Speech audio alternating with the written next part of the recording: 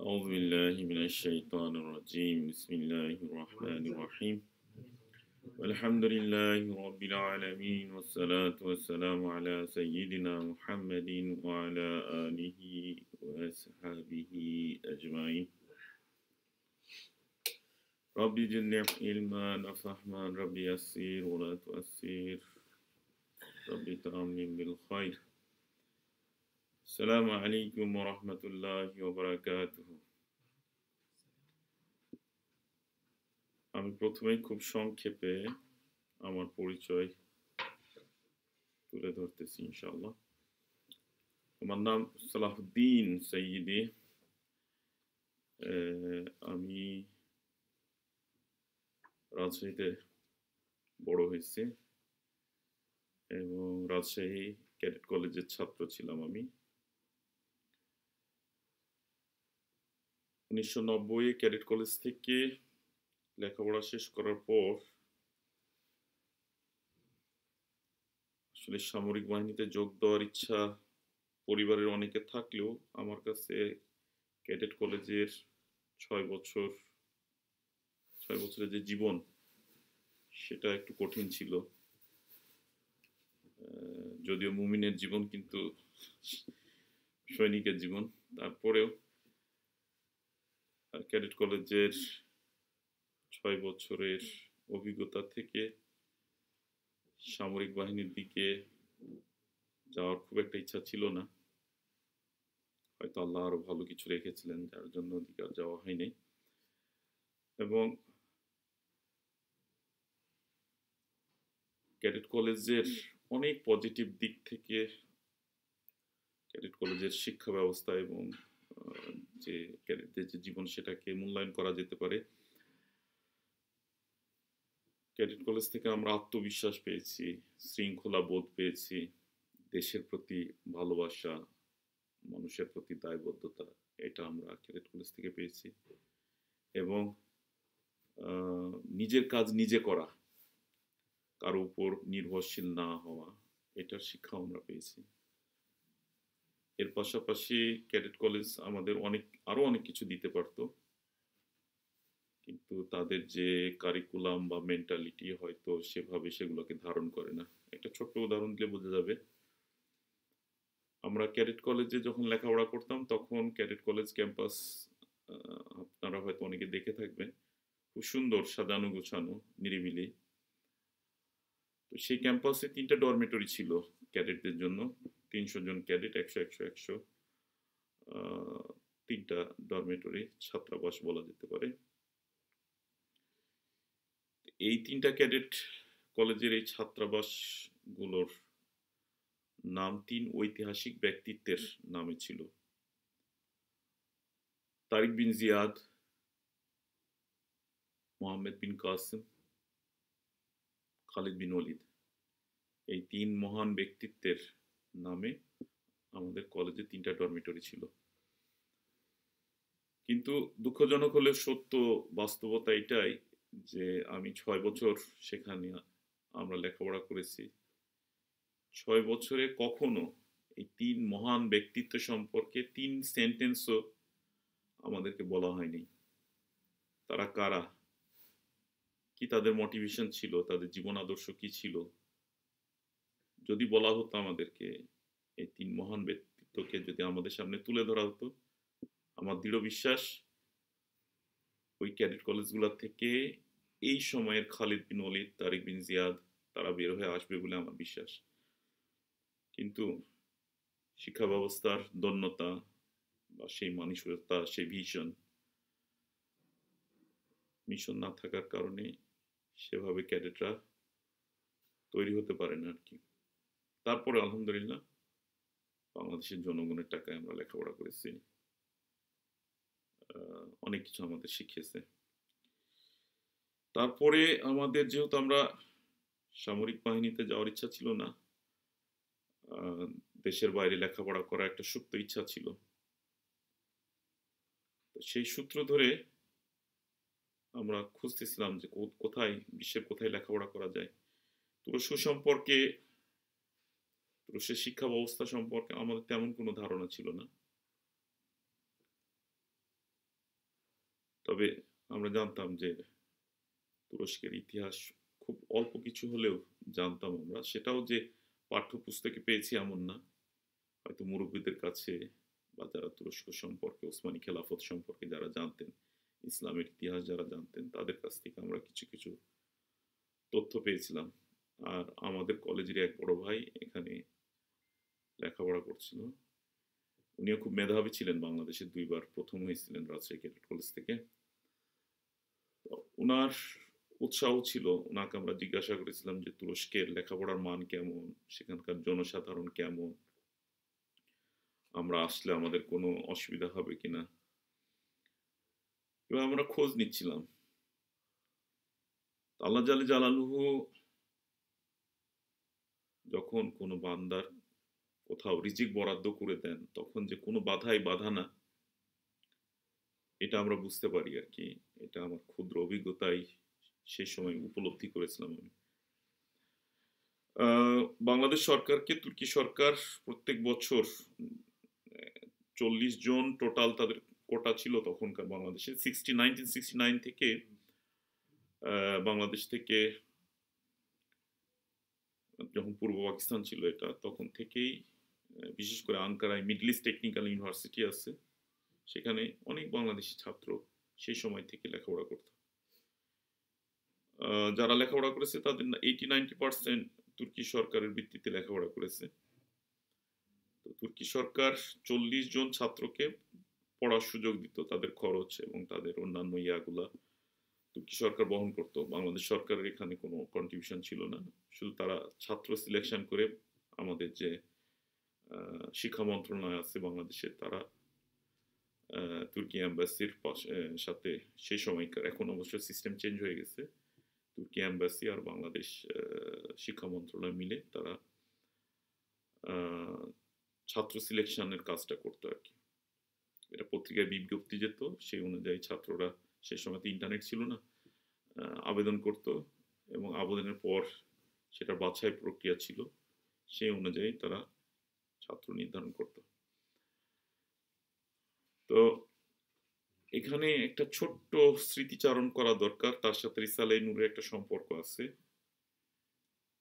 আমরা যখন ক্যাডেট কলেজে পড়লাম, আপনারা সবাই জানেন যে বাংলাদেশে 2টা জাতীয় পর্যায়ে পরীক্ষা হয়, একটা এসএসসি, একটা এইচএসসি। 10ম শ্রেণীতে এসএসসি আর 12 বা 12 ক্লাসে গিয়ে আমরা এইচএসসি পরীক্ষা দিই। তো ক্যাডেট কলেজগুলো কিন্তু বাংলাদেশে সবসময় ভালো রেজাল্ট করে আর কি এসএসসি এইচএসসিতে। মানে আমাদের সময় মেধা তালিকা তৈরি হতো, 1 থেকে 20 পর্যন্ত মেধা তালিকা হইতো প্রত্যেকটা বোর্ডের আন্ডারে। তখন মনে হয় 4টা বোর্ড ছিল, এখন আরো অনেক বেশি।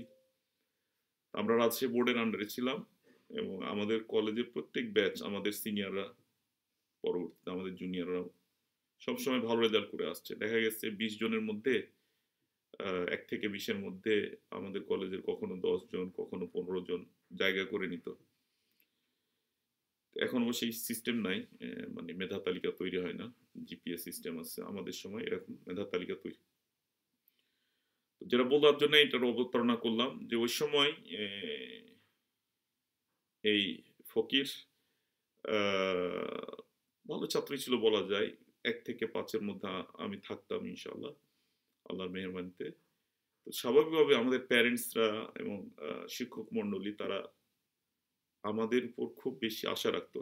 আগের ব্যাচগুলো ভালো করেছে, 10 জন 15 জন করে মেধা তালিকায় স্থান অর্জন করেছে। আমাদের ব্যাচও 21তম ব্যাচ, তারাও ঠিক একইভাবে ভালো রেজাল্ট করবে এবং মেরিট লিস্টে মেধা তালিকায় স্থান করে নেবে। এই যখন আসা, তখন আমরা প্রাণপণে মানে রেসের ঘোড়ার মতো তৈরি হচ্ছিলাম এসএসসি পরীক্ষার জন্য।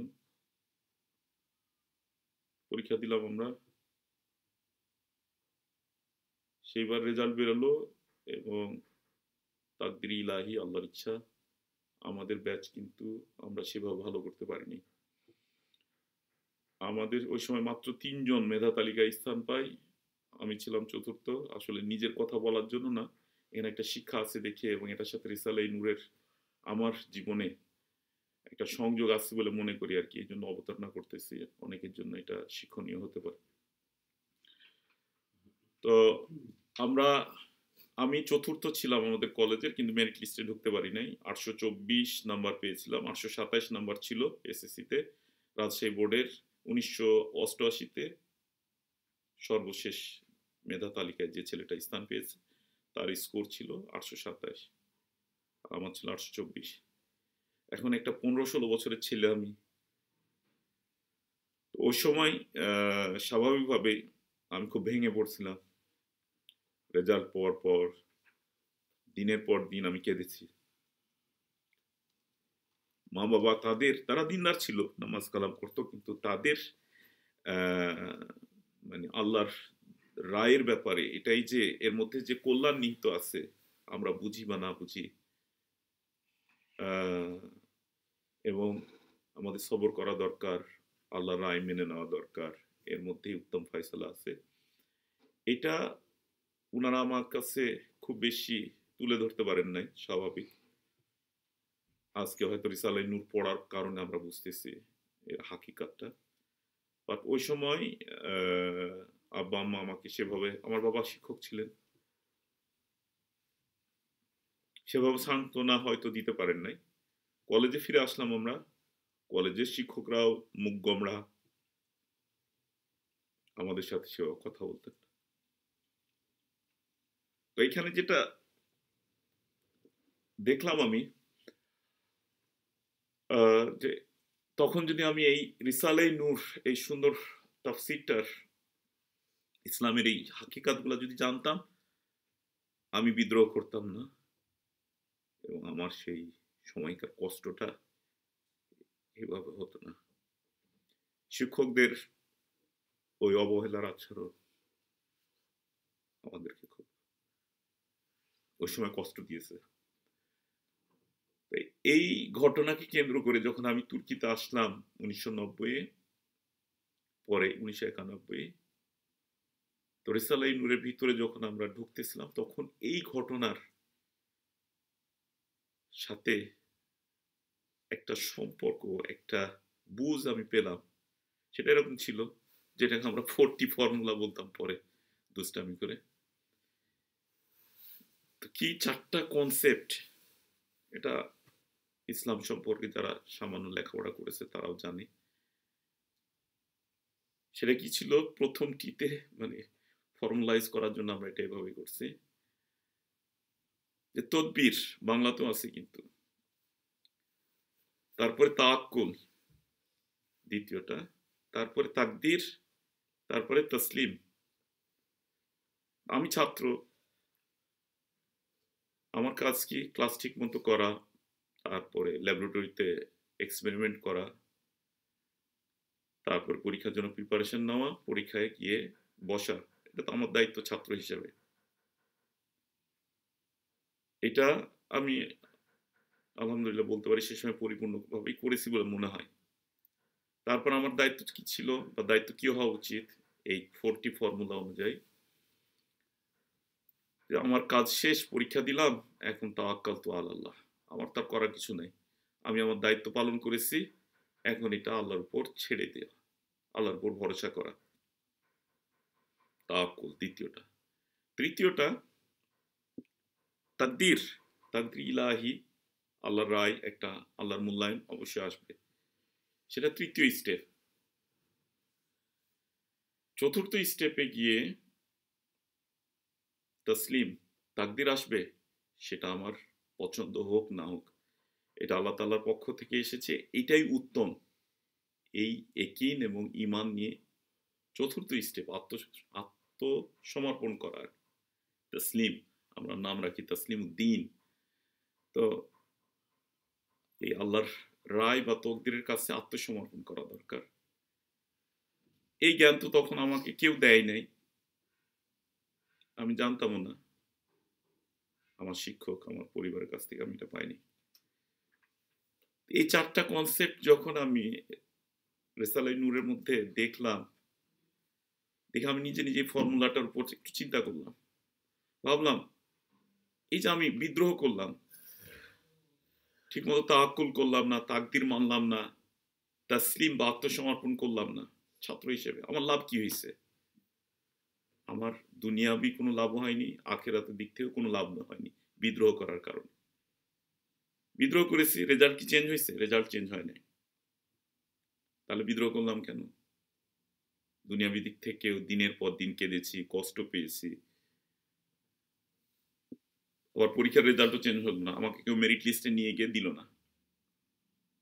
এবং এর চেয়েও যে আরো কঠিন পরীক্ষা, আখিরাতের পরীক্ষা আছে, আখিরাতের ক্যারিয়ার আছে, সেটা সম্পর্কে আমাকে কেউ তেমন সচেতন করেনি। সবকিছু দুনিয়া কেন্দ্রিক ছিল। ফলে ছাত্র হিসাবে বিদ্রোহ করার পরে আমার পরীক্ষার রেজাল্ট চেঞ্জ হয়নি, আমি মেধা তালিকায় ঢুকতে পারিনি।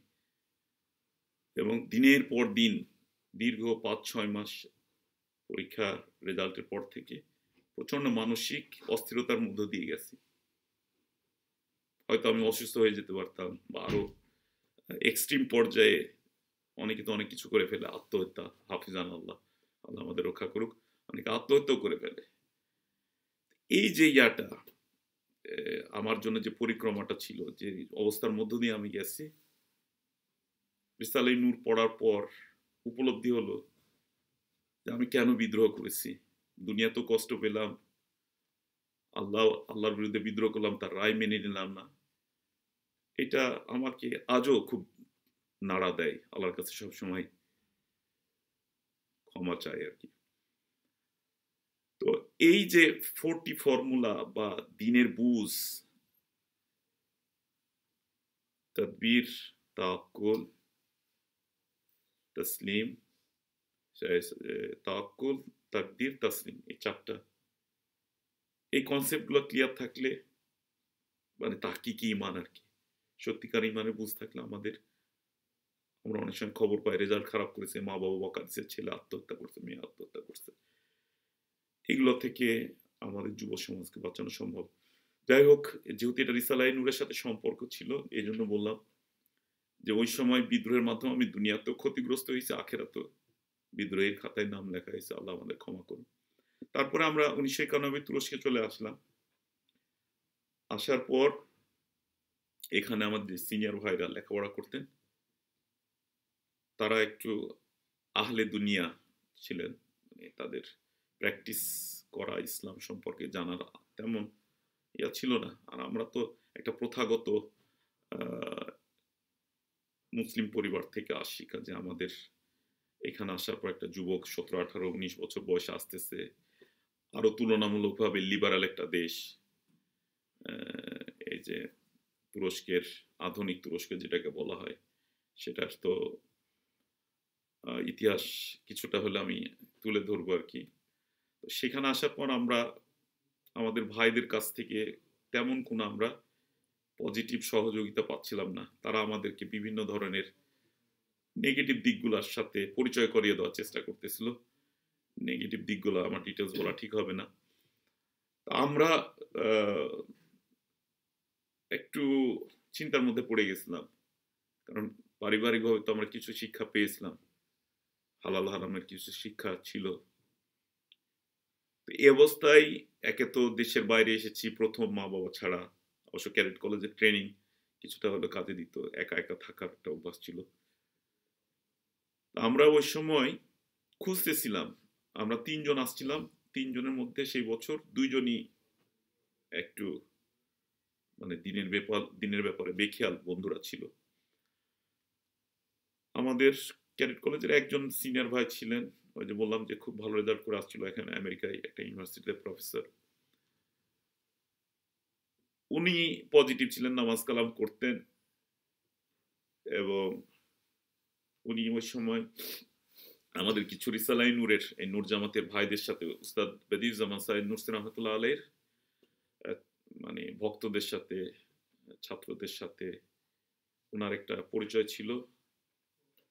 এবং আমরা আসার পর ওনার সাথে এই বিষয়গুলো নিয়ে কথা বলতাম। উনি আমাকে প্রথমে একটা বই দিছিলেন, সংক্ষিপ্ত কালিমাত যে বইটা, তো সেটা তো মানে ইংলিশ অথবা তুর্কি ভাষায় ছিল, বাংলায় ছিল না। তো সেটা নিয়ে একটু ঘাটাঘাটি করছি, কিন্তু এটা কঠিন ছিল ভাষাগুলা, ডেফিনেটলি অনেক হাকিকাত আছে 2 পাতার মধ্যে, মাশাআল্লাহ উস্তাদ মুরসি যেগুলো তুলে ধরছেন, এগুলো ব্যাখ্যা করতে গেলেও হয়তো 200 পাতার বই লেখা লাগবে। তো অল্প, অল্প করে একটু, একটু করে অভ্যাস হচ্ছিল। তো যেটা আমাদেরকে আরো মানে এটার প্রতি আকর্ষণ তৈরি করছে যে হাল ভাষা আছে না? মুআমেলাত এগুলোও কিন্তু খুব গুরুত্বপূর্ণ ছিল। আমরা তো ডরমিটরিতে থাকতাম। এই যে মাদ্রাসাতুন নূর যেটাকে আমরা বলতেছি বা দর্সখানা বলতেছি। এগুলোতে ১ম আমি আমাদের এক তুর্কি ভাই আমাদেরকে নিয়ে যায়।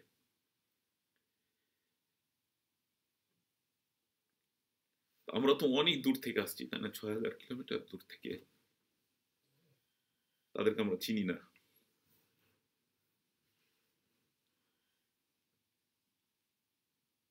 কিন্তু উনাদের যে আন্তরিকতা ছিল,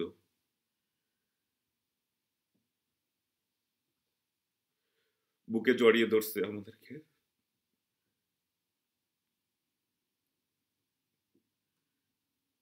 আমরা সেখানে ডিনার করেছি। তখন তখন আমি ভাষা ঠিক মতো পারতাম না। সরি, অনেক স্মৃতি এসে যাচ্ছে। তো তারা আমাদেরকে খুব কাছে টেনে নিচ্ছে।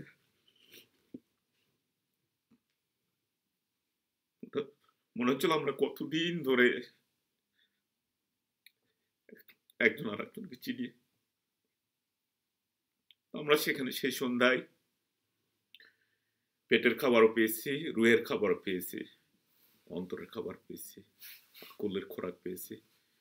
তো সে ভাইদের সেই যে সূচনা, আলহামদুলিল্লাহ আমাদেরকে আজও এই পথে টিকে থাকার সেই যে বীজ বপন করে দিছিল, সেটা আলহামদুলিল্লাহ আল্লাহর হাজারো শুকরিয়া চালু আছে আর কি। তা ওই সময় যদি আমাদের এই ভাইরা আমাদেরকে এভাবে বুকে টেনে না নিত, তাহলে তুরস্কের যে লিবারাল পরিবেশ সেটা আমাদেরকে হয়তো অন্য পথে নিয়ে চলে যেতে পারত। এবং আমাদের অনেক বাংলাদেশি ভাই তুরস্কে আসার পর মা বাবার অনেক আশা থাকার পরেও পথ হারিয়েছে। তারা বিভিন্ন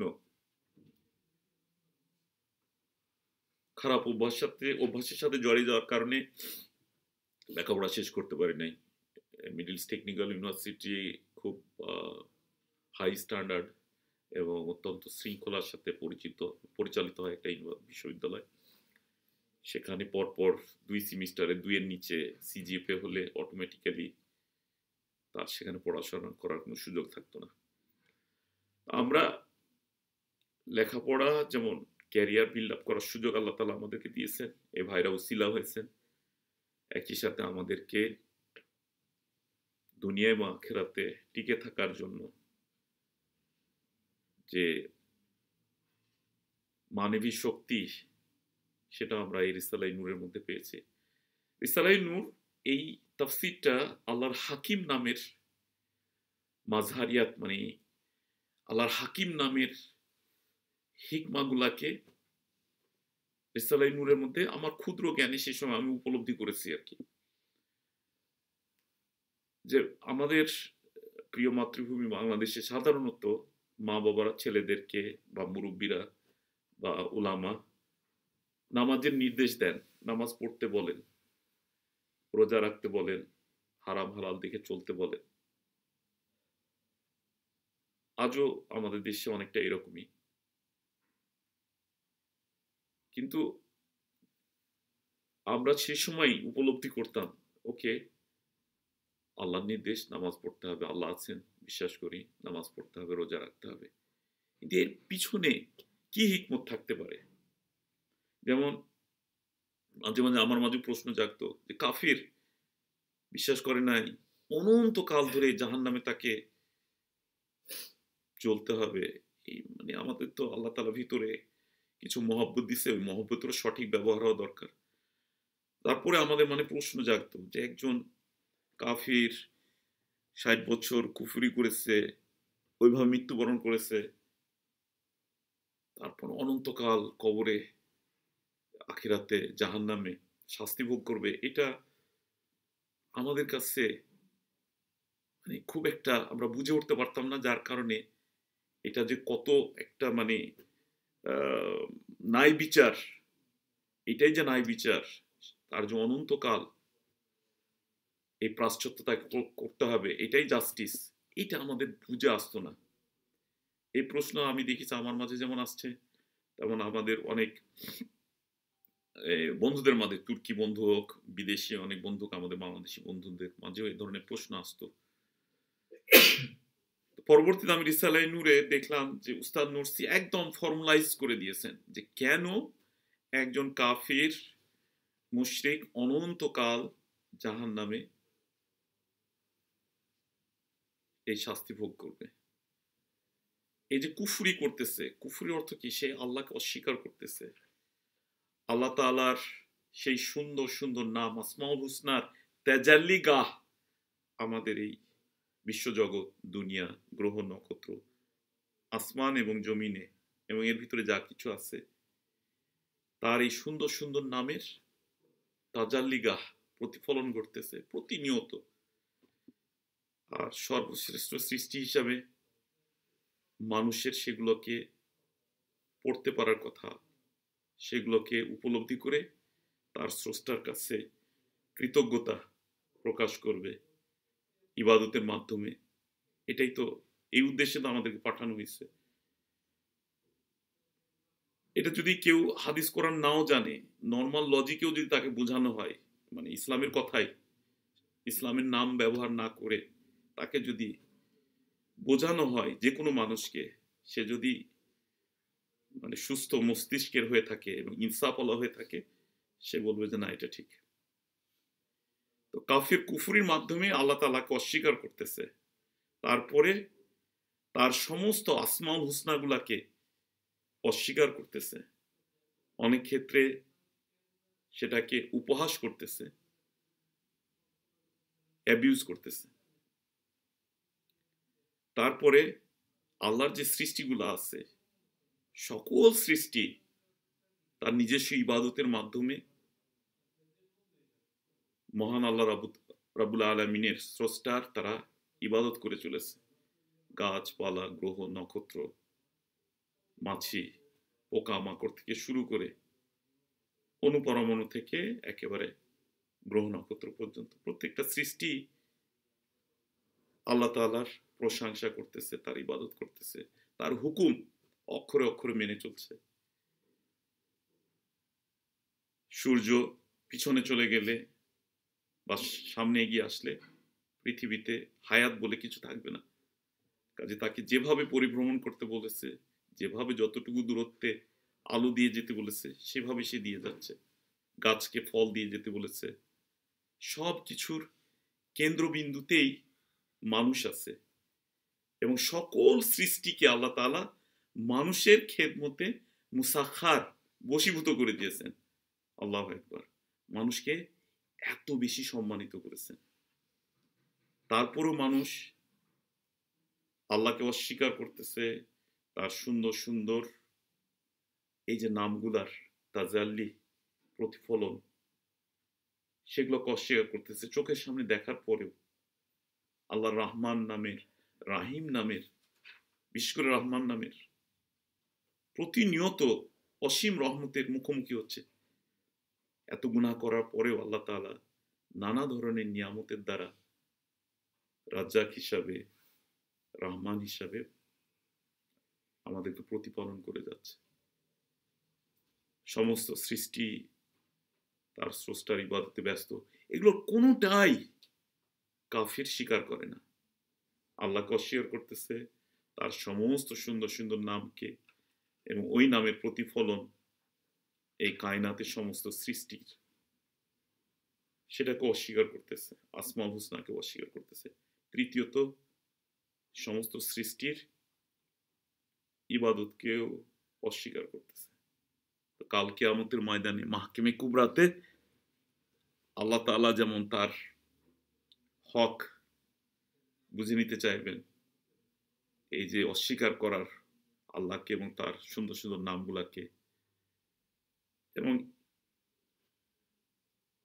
এটাকে অস্বীকার করার কারণে আল্লাহর হক নষ্ট করছে, সেটা যদি আল্লাহ তাআলা বান্দার কাছ থেকে চায়, আবার সমস্ত সৃষ্টি তারাও যদি ওই মাহকেমে কুবরাতে তাদের হক দাবি করে, তাহলে চিন্তা করেন এতগুলা হক নষ্ট করছে সে, বান্দার হক আর এবাদের হক। ওই কাফের তার কুফরি কত ভয়ঙ্কর, এই হিসাব কিভাবে দিবে? কাজে এখান থেকে ইনফিনিটিভ কাল, অনন্ত সময় ধরে তার এই শাস্তি ভোগ করা, এটাই আদালত, এটাই জাস্টিস। এই ব্যাখ্যা যখন আমরা রিসালে নূরে পড়লাম বা জানলাম, ভাইদেরকে প্রশ্ন করলাম, মানে এত সুন্দর করে একেবারে ফর্মালাইজ করে উস্তাদ বেদিউজ্জামান নুরসি উনি রিসালে নূরের মধ্যে যখন তুলে ধরলেন, আমরা যখন মুজাকারার মাধ্যমে পেয়ে গেলাম, তখন আমরা খুবই তৃপ্তি পেয়েছি এবং মুতমাইন হয়েছি। তো এটা একটা ঘটনা বললাম আমি রিসালে নূরের। এরকম রমজানের রিসালা যখন আমরা প্রথম পড়েছি, আল্লাহু আকবার, রমজানকে এভাবে ব্যাখ্যা করেছে। আমার জ্ঞান খুবই কম, খুবই সামান্য পাঠক আমি, সেই হিসাবে আপনাদের সাথে আমার উপলব্ধিগুলো শেয়ার করতেছি। ভুল ত্রুটি হলে আল্লাহ ক্ষমা করবেন, ইনশাআল্লাহ আপনারাও ক্ষমা সুন্দর দৃষ্টিতে দেখবেন। এই যে রমজানের পিছনে যে এত হিকমা, উনি 3 পাতার মধ্যে 9টা হিকমা তুলে ধরছেন। আল্লাহু আকবার।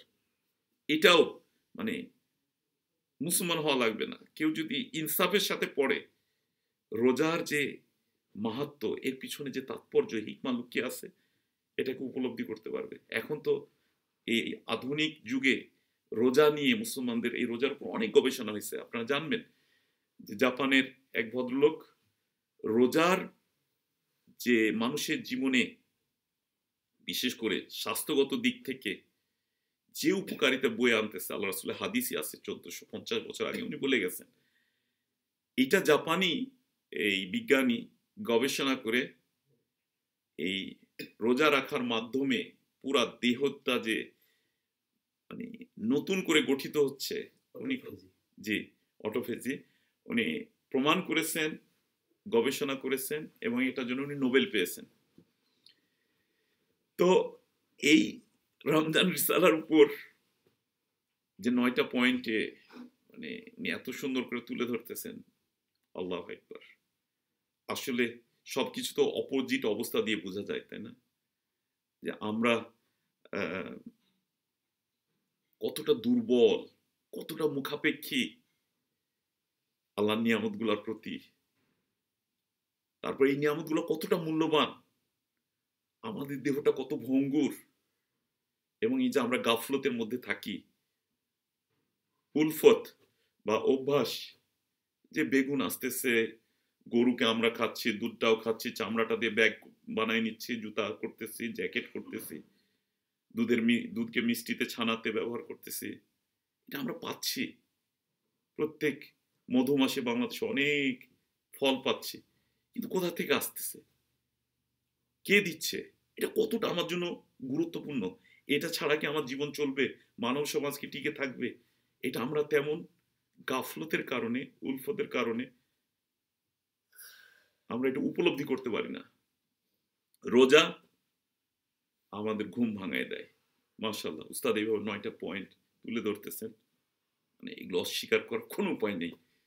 মানে যার সুস্থ মস্তিষ্ক আছে, ইনসাফওয়ালা, সে বলবে যে না, এখানে 9টা পয়েন্টই হচ্ছে আমাদেরকে রোজার হাকিকাত খুব সুন্দরভাবে তুলে ধরতেছে।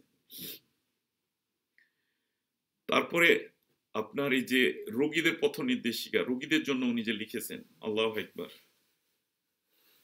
মানে মুসিবত, অসুখ বিসুখ বাহ্যিকভাবে মুসিবত মনে হচ্ছে, কঠিন মনে হচ্ছে, কিন্তু এটা যদি ধৈর্য ধারণ করে, এটার পিছনে যে হিকমত আছে, রহস্য আছে, সেটা যদি উপলব্ধি করতে পারে, আল্লাহু আকবার, এই মুসিবত তার জন্য রহমতে পরিণত হচ্ছে, রহমতে পরিণত হচ্ছে। আপনার রিসালাই নূর যখন আমরা বাংলাদেশে বাংলায় প্রিন্ট করেছি, এবং এই রমজানের রিসালা, আগে তো পুরোটা করতে পারিনি, আমরা ছোট ছোট চ্যাপ্টার চ্যাপ্টার গেছি আর কি। বিশ্বাস করেন আমি 2011 থেকে 2016 বাংলাদেশে ছিলাম, মানে এটা মুড়ি মুরগির মতো মানুষজনের কাছে আমরা বিক্রি করেছি, তারা নিয়ে গেছে, আমরা শুধু প্রিন্ট খরচটা নিতাম। তখন কত 40-50 টাকায় আমরা বইটা দিতাম আর কি। এক এক ভদ্রলোক, উনি আমার মতো ক্যাডেট, ফৌজদারহাটের ক্যাডেট কলেজ, উনি মিলিটারিতে ছিলেন, মেজর, রিটায়ার্ড, উত্তরায় থাকেন, হাফিজ ভাই। ওনাকে স্মরণ করি, এটা ওনার জন্য দোয়া হবে ইনশাল্লাহ। হাফিজ ভাইকে আমি চিনতাম না। ক্যাডেটদের একটা মহব্বত থাকে, মানে না চিনলেও মানে যদি পরিচয় হয় যে তারা ক্যাডেট, তাহলে আলাদা একটা ইয়া আছে আর কি। তো উনি আর এক রিটায়ার্ড মেজরের মাধ্যমে যাকে আমি চিনতাম, উনি ওনারা প্রতিবেশী, উত্তরায় আমাদের বলা যেতে পারে, একই সেক্টরে ছিলাম আমরা। তো উনি এনে পরিচয় করে দিল। তো আমরা তখন বাংলাদেশের রিসালাই নূর, আহ, আপনারা তো জানেন বাংলাদেশে একটু নানা ফিরকা আছে এবং আমাদের বিভাজনটা মুসলমানদের মধ্যে একটু বেশি বাংলাদেশে তুলনামূলকভাবে। কম, সব বেশি তো কম বেশি এই জামানায় আছে, আমাদের দেশে একটু বেশি। তো উস্তাদ বেদিউজ্জামান সাইদ নুরসি রহমতুল্লাহ আলাইহি এবং রিসালাই নূর, এটা তো বিদেশ থেকে গেছে, তুর্কি থেকে গেছে, আরো একটু সন্দেহের চোখে দেখতেছে। আর মানে ওয়াসওয়াসা দেওয়ার লোকের তো অভাব নাই, তাই না? তো আমরা বই দিলে প্রশ্ন করে, আপনারা কারা, আপনাদের আবার কি ধান্দা, তুর্কি সরকার আপনাদের পয়সা দেয় মনে হয়, এগুলো কি ওখান থেকে আপনাদের রসদ যোগানো হয়, আপনারা এখানে এই কাজ করতেছেন? তো আমরা বলতাম যে না ভাই, এটা অনেকটা আমাদের তাবলিগ জামাতের মতো, পকেট থেকে আমরাই পয়সা দিই, আমরাই বইগুলো প্রিন্ট করাই এবং এগুলো আমাদের মানুষের কাছে পৌঁছে দেয়। কেন পৌঁছে দেয়? এটাতে আমরা লাভবান হয়েছি, আল্লাহকে আরো কাছে থেকে চিনতে পেরেছি। তো তার আহকামগুলা, কোরআন এবং ইসলাম, আল্লাহ রাসূল, এগুলো যে আমাদের জন্য কত বড় নিয়ামত, এই কিতাবগুলা পড়ার পর আমরা উপলব্ধি করছি। তো এই জন্য আমরা যখন এই কথাগুলা বলে দিতাম, কেউ নিত কেউ নিত না। তো আমাদের আলোচনা দীর্ঘায়িত হয়ে যাচ্ছে আমি জানি, খুব সংক্ষেপ করতেছি। আমাদেরকে এক ভাই বুদ্ধি দিল যে আমরা পার্কে প্রোগ্রাম করি। আপনারা জানেন যে উত্তরায় সুন্দর সুন্দর পার্ক আছে, গুলশানে আছে, ধানমন্ডিতে আছে। আমরা করতাম কি, বাংলাদেশের লোকজন তো প্রচুর হাঁটাহাঁটি করে, আমাদের খাদ্য অভ্যাসের কারণে ডায়াবেটিক রোগীর সংখ্যা মনে হয় বেশি, আমার উপলব্ধি আর কি। তো বলে যে পার্কে তো অনেকে হাঁটে ফজরের নামাজের পরে, আমরা এখানে একটা পার্কে প্রোগ্রাম করি। কি, আমাদের সব ছাত্র ভাইরা যেগুলো আছে রিসালাই নূরের সাথে বাংলাদেশে, ঢাকায় আমাদের সাথে যারা ছিল, তারা মিলে আমরা লোকজনের রক্ত পরীক্ষা করতাম। মানে এটা একটা উছিলা আর কি। এক ভাই একটা ছোট্ট মেশিন, আপনার অনেকের কাছেই আছে এই ধরনের মেশিন, ওটা দিয়ে আমরা রক্ত টেস্ট করতাম। আর একটা ছোট্ট কাগজে রক্তে সুগারের পরিমাণ লিখে দিতাম। তারপরে প্রেশার মাপার জন্য আরেক ভাই ছিলেন, উনি আপনার প্রেশার মাপতেন, সেটাও রেকর্ড করে দেওয়া হতো। আর তারপরে আবার আরেক ভাই আছেন, উনি ওজন মাপতেছেন। চতুর্থ টেবিলে চা আর কফি আর বিস্কিট আছে, পাশে একই টেবিলে রিসালাই নূরের তৎকালীন সময়ে 2011-12 কথা বলতেছি, বাংলায় যেগুলো অনুবাদ হয়েছে সেই বইগুলো আছে। এবং আমাদের এক ভাই ধরেন রোগীদের উপর যে বইটা ওটা পড়তেছে, বা সংক্ষিপ্ত কালিমাত পড়তেছে, কিছু একটা পড়তেছে। তো স্বাভাবিকভাবে এরা তো সবাই শিক্ষিত শ্রেণীর, অনেকে ব্যুরোক্র্যাটকে দেখছি, আমরা মিলিটারি অফিসারকে দেখছি, ব্যবসায়ীদেরকে দেখছি, তারা এসে ঠিকই কিউ ধরে আপনার মানে যাদের ডায়াবেটিক আছে তারা পরীক্ষা করায়, তো যাদের নাই তারাও চা কফির টেবিলে রিসালাই নূরের বইগুলোর কফি আসতেছে, একজন পড়তেছে, তারা শুনতো। শুনতে শুনতে তারা আমাদেরকে বলতো, এই উসলুব, এই স্টাইল আপনারা কোথায় পাইছেন? আমাদের উলামা, আমাদের ইমামরা এভাবে বলে না কেন?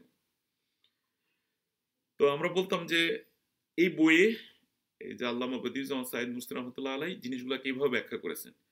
ওকে, আমাদের ইনশাল্লাহ ইমামরা খতিবরাও বলবেন, ওনারা যখন এই হাকিকাতগুলা পাবেন ওনারাও বলবেন, কিন্তু এখন তো আপনাদের কাছে এসে গেছে, আপনারা নিয়ে পড়েন। এই জন্য এই বিশেষ করে রমজানের রিসালা, রমজান মাসে এবং এই যে রোগীদের বইটা সারা বছরে প্রচুর মানুষকে আমরা দিয়েছি।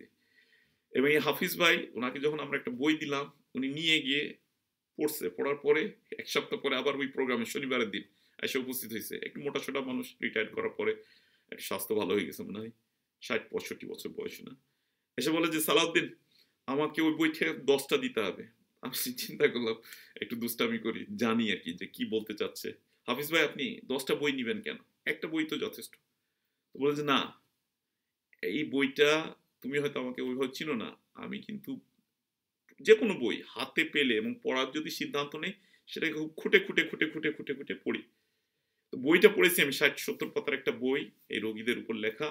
এই বইটা পড়ার পর আমার যে উপলব্ধি, যে আমি এই বয়সে অনেক ওলামার কাছে গেছি, তারপরে একাডেমিশিয়ানের কাছে গেছি, সাইকিয়াট্রিস্টের কাছে গেছি, নানা বিষয়ে ডাক্তারের কাছে গেছি, কেউ আমাকে এভাবে তাসাল্লি, মানে বাংলা বললে কি হবে এটা, সান্ত্বনা, এইরকম সান্ত্বনা আমাকে কেউ দেয়নি। তো ভাই তুমি 10টা বই দাও, দাম যা নাও, আমি এখন এটা থেকে যেহেতু আমি উপকৃত হয়েছি, আমার আত্মীয় স্বজন বন্ধু বান্ধব মানুষের দিব। আর একটা অনুরোধ থাকবে, এই আল্লামার কোনো বই অনুবাদ হলে আমার কাছে একটু পৌঁছে দাও। আলহামদুলিল্লাহ উনি পড়তেছেন। এভাবে আহ আমরা রিসালাই নূরের এই বিষয়গুলা বিভিন্ন সময়ে মানুষের কাছে নিজের লাভের সাথে সাথে আমরা নিজেদেরকে যেমন সমৃদ্ধ করার চেষ্টা করেছি, মানুষের কাছে পৌঁছে দেওয়ার চেষ্টা করেছি।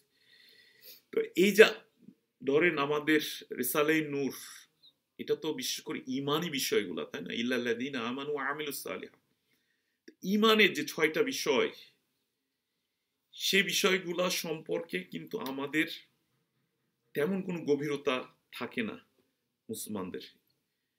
যেমন প্রথম পিলার আল্লাহ জালে জালালুহু, রিসালাই নূর পড়ার আগে আল্লাহ সম্পর্কে আমার ধারণা, আমি আবারও বলতেছি, আমার ক্ষমা করবেন, ক্ষুদ্র পাঠক হিসেবে আমার উপলব্ধি শেয়ার করতেছি। তো তার আগে রিসালাই নূর পড়ার আগে আল্লাহ সম্পর্কে আমার যে মানে অস্পষ্ট একটা ধারণা ছিল, আল্লাহর ব্যাপক পরিচিতি আমার কাছে অস্পষ্ট ছিল, জ্ঞানের স্বল্পতার কারণে, না পড়ার কারণে, না জানার কারণে, বা জানার আগ্রহ থেকে কাউকে প্রশ্ন করার আগ্রহ হয়তো ছিল না। আল্লাহ আছেন, আমাকে ইবাদত করতে হবে, এই পর্যন্ত। কিন্তু ওয়াল্লাহি বিল্লাহি, মানে আল্লাহ জাল্লে জালালু সম্পর্কে, তাওহীদ সম্পর্কে, প্রথম পিলার সম্পর্কে, মানে আমি জানি না, আমার খুবই জ্ঞান কম, ভুল হলে আপনারা ক্ষমা সুন্দর দৃষ্টিতে দেখবেন। মানে তাওহীদের বিষয়ে রিসালাই নূরের বাইরে অন্য কোথাও যদি এর চেয়েও আরো ব্যাপক আলোচনা থাকে, তাহলে ওখান থেকেও আমরা লাভবান হতে পারি। কিন্তু আমি জানি না, আপনারা জানলে আমাকে জানাবেন, আমি কৃতজ্ঞ থাকবো। তো শেষ করি আমি, আসমাউল হুসনা এবং আল্লাহর পরিচয়, তাওহীদ যখন সুন্দরভাবে পুরা ইয়ার মধ্যে চলে আসবে, তখন তারপরে মালাইকারা, তারপরে কিতাবসমূহ, তারপরে রাসূলগণ, আখিরাতে বিশ্বাস, কদরে বিশ্বাস, এই জিনিসগুলোও মানে খুব সাবলীলভাবে আমাদের কাছে রিসালাই নূর প্রথমটাকে রোবাস্ট আকারে তুলে ধরার পর বাকিগুলাকেও সুন্দরভাবে আমাদের সামনে তুলে ধরতেছে। তো সময় শেষ, অনেক লম্বা সময় নিয়ে ফেলছি আমি। তো আমার উপলব্ধিটুকু শেয়ার করলাম, এর মধ্যে ভুল ভ্রান্তি থাকতে পারে, আপনারা ক্ষমা সুন্দর দৃষ্টিতে দেখবেন। এবং এই যে 6000 পাতার কোরআনের এই জামানায় কোরআন মানুষকে, মানব সমাজকে যা বলতেছে, উস্তাদ বেদিউজ্জামান সাইদ নুরসি রহমতুল্লাহ আলাই কোরআনের ফার্মেসি থেকে, ওষুধের কারখানা থেকে প্রেসক্রিপশন নিয়ে এসেছেন।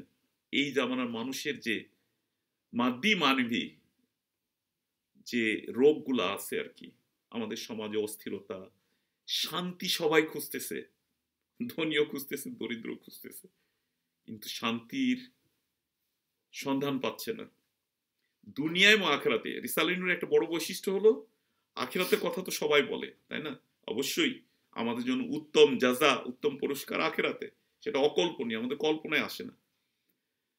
কিন্তু এই দুনিয়াতে মানুষ হিসাবে যদি কেউ শান্তি পেতে চায়, তাকে কোরআনের কাছে, ইসলামের কাছে, রাসূল করিম সাল্লাল্লাহু আলাইহি সাল্লামের কাছে আসতে হবে, এর কোনো বিকল্প নাই। রিসালাই নূর সেটাই তার লেখনের মাধ্যমে, ব্যাখ্যার মাধ্যমে প্রমাণ করতেছে। দেখেন, শান্তি সবাই চায়, কিন্তু শান্তি কোথায় পাওয়া যাবে, এটার পথ দেখাচ্ছে রিসালাই নূর। বলতেছে কোরআনের কাছে আসো, ইসলামের কাছে আসো, নবী করিম সাল্লাল্লাহু আলাইহি সাল্লামের কাছে আসো, এই দুনিয়াতে তুমি সবচেয়ে শান্তির জীবন পাবে। এটা রিসালাই নূরের অন্যান্য তাফসির চেয়ে আমি তাফসীর এক্সপার্টও না, আবার বলছি সামান্য পাঠক হিসাবে আমার কাছে মনে হয়েছে যে এটা একটা অনন্য দিক রিসালা এই নূরের। কারণ মানুষ সবসময় নগদ চায়। ওমর খাইয়ামের কবিতা আছে না, নগদ যা পাও হাত পেতে নাও, বাকির খাতায় শূন্যতা। তো নগদ আমরা সবচেয়ে কি, আমাদের এত প্রচেষ্টা কিসের? শান্তির জন্য, তাই না?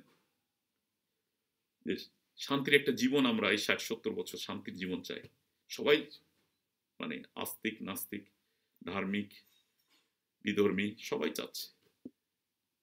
কোনো উপায় নেই। পশ্চিমা বিশ্বে এত বেশি আত্মহত্যা হচ্ছে কেন? তাদের দুনিয়াবি কোনটার অভাব আছে? যে নারীর সাথে রাত পার করতে চাচ্ছে সেখানে সে অবারিত, ব্যাংকে $১০০ মিলিয়ন আছে, তারপরে লাক্সারি ভিল্লা আছে, লেটেস্ট মডেলের গাড়িতে চড়তেছে, সবই তো আছে, তারপর কেন আত্মহত্যা করতেছে? পশ্চিম ইউরোপ বিশেষ করে আমেরিকায় আত্মহত্যার পরিমাণ আমাদের দেশের চেয়ে অনেক বেশি। আমাদের দেশে তো আর্থিক অনটন আছে, অভাব আছে, অনেক কিছু কষ্ট আছে, ঘাটতি আছে। তাহলে দুনিয়ার সমস্ত কিছু যদি আমাদেরকে পরিতৃপ্ত করতে পারত, তাহলে পশ্চিমা বিশ্বে এত আত্মহত্যা করার কারণ থাকা সমীচীন নয়। কিন্তু আত্মহত্যার পরিমাণ অনেক বেশি। তাদের কাছে এই প্রশ্নের উত্তর নাই। এই প্রশ্নের উত্তর কোরআনের কাছে আছে, নবী করিম সাল্লাল্লাহু আলাইহি সাল্লামের কাছে আছে, ইসলামের কাছে আছে। রিসালাই নূর সেটাকে ব্যাখ্যা করতেছে। মানুষ যে শুধু জৈবিক চাহিদার পর্যায়ে যদি মানুষকে চিন্তা করা হয়, যে পেট, আমাকে আর ক্ষমা করুন, দুই পার মাঝে যে অঙ্গ, এই দুটাকেই কেন্দ্র করে কিন্তু ভোগবাদী সমাজ গড়ে উঠতেছে। এই পশ্চিমা সভ্যতা, যেটার জন্য আমরা মুসলমান হওয়ার পরে অনেকে লালায়িত, তাদের জন্য বলতেছে মানুষের জীবন কিন্তু যদি এটার মধ্যেই সীমাবদ্ধ করে ফেলেন, তাহলে পশুর চেয়ে আমাদের পার্থক্য কিছুই থাকে না। ওখানে রিসালাই নূর উস্তাদ বেদিউজ্জামান সাইদ নুরসি দেখাচ্ছেন যে মানুষের যে দৃশ্যমান অঙ্গ প্রত্যঙ্গ আছে, ঠিক একইভাবে অদৃশ্য অঙ্গ প্রত্যঙ্গ আছে। অদৃশ্য অঙ্গ প্রত্যঙ্গ, রূহ আছে, কাল্ব আছে, আকল আছে, বিবেক আছে, তারপরে সূক্ষ্ম সূক্ষ্ম অনেক অনুভূতি দিয়ে সাজানো হয়েছে। উনি এই আলোচনাটা ইনসানকে অ্যানালাইসিস করতেছেন সূরা ৩-এর সে আয়াত দিয়ে। সে আয়াতের ব্যাখ্যা করতে গিয়ে আস্তাগফিরুল্লাহ, লাকাদ খালাকনাল ইনসানা ফি আহসানি তাকবীম। এই যে তাকবীম মানে চমৎকার অবয়বে, চমৎকার গঠন শৈলী দিয়ে, চমৎকার এলিমেন্ট দিয়ে মানুষকে সৃষ্টি করেছে। এই যে দুইটা সিন আনসিন অঙ্গ প্রত্যঙ্গের দ্বারা, এটা কেন? তাকে চেনার জন্য, আল্লাহ তাআলাকে চেনার জন্য, তার ইবাদত বন্দেগী করে শান্তি দুনিয়ায় এবং আখিরাতের অর্জনের জন্য। কিন্তু পশ্চিমা বিশ্ব বা ভোগবাদী সমাজ সেটাকে অফ করে দিয়ে আমাদেরকে পশুর লেভেলে নামিয়ে দিয়েছে। রিসালাই নূর মাশাআল্লাহ এগুলোকে ব্যাখ্যা করতেছে। আমার ক্ষুদ্র আহ্বান, একজন ক্ষুদ্র পাঠক হিসেবে আহ্বান থাকবে বাংলা ভাষাভাষী ভাইদের কাছে, তারা যেন পড়ে, বাংলায় পড়তে পারে, ইংলিশে পড়তে পারে, আরবিতে পড়তে পারে, বা পড়ার কোনো বিকল্প নাই, জ্ঞান অর্জনের কোনো বিকল্প নেই। আমাদেরকে সর্বশ্রেষ্ঠ সৃষ্টি হিসাবে আহসানে তাকবীমের উপর আমাদেরকে পাঠানো হয়েছে, কাজে আমরা তার সেটার হক আদায় করা দরকার, নাহলে আমানতের খেয়ানত হবে। সুবহানাকা লা ইলমা লানা ইল্লা মা আল্লামতানা ইন্নাকা আনতাল আলিমুল হাকীম। সুবহানা রাব্বিকা রাব্বিল ইজ্জাতি আম্মা ইয়াসিফুন ওয়া সালামুন আলাল মুরসালিন ওয়ালহামদুলিল্লাহি রাব্বিল আলামিন। আল ফাতিহা মা'আস সালাওয়াত।